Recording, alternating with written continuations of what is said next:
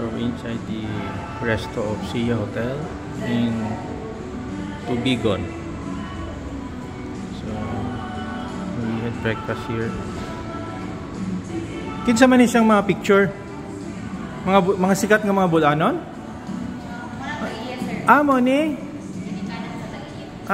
Wala na nagpahuwayin. Chinese man lagi ni, mga Chinese founders, ang mga Lim, no? Felix Lim family.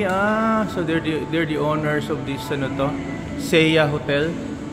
Ito mga bulanon ng Ilonggo ang Chinese. So we don't have any reason to fight China, no? Yeah. Diba? Chik bitaw nagbitaw. Tapos suko kayo sa China? Anong suko kayo sa China? These are Chinese, mga bulanon.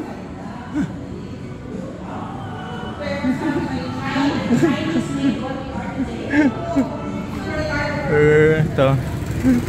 Imagine this is funded by mga Chinese na mga settlers here in Bohol, no?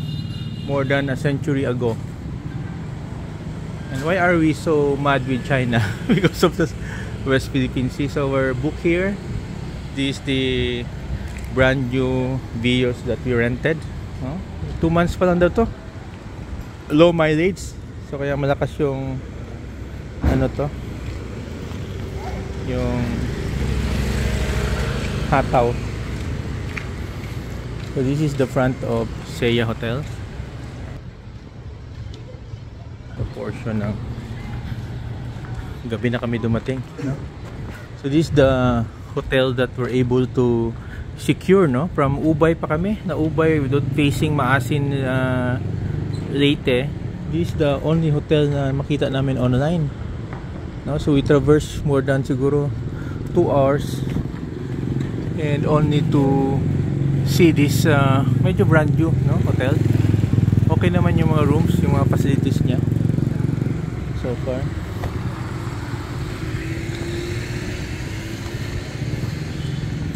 Sa public market talaga siya pala nilagay. Chinese pala talaga to, no? Centuries ago, a century ago. Kasi di ba nauna pa ang Chinese sa mga Spaniard? Nauna pa pagkatas. Yeah. Diba? Nauna pa. May tae, ha?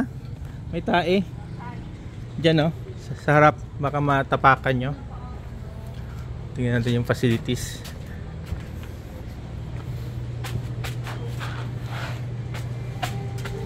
This is yung lobby nila.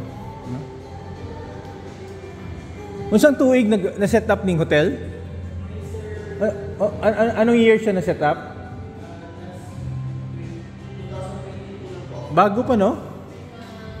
Bago siya. So we're going inside. Good siya. 1 year pa. Imagine gikan mig Ubay kahapon. Wa hotel nga along the way ba? From Ubay abot mig no? Ano pa tayo from first hotel before Tagbilaran. Third floor? Okay.